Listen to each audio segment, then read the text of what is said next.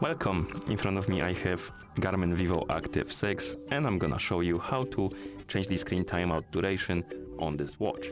Basically how quickly the screen turns off after you stop using your device.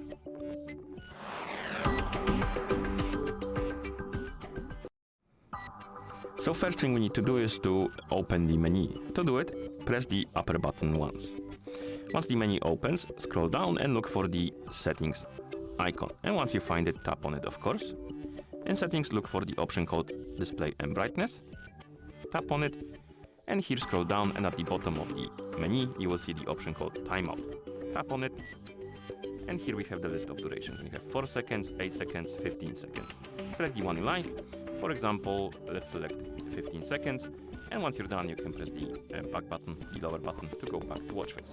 And now my screen should turn off after 15 seconds of inactivity. So if I won't touch the screen or the buttons for 15 seconds, the watch should, or the screen on the watch should turn off to save the power.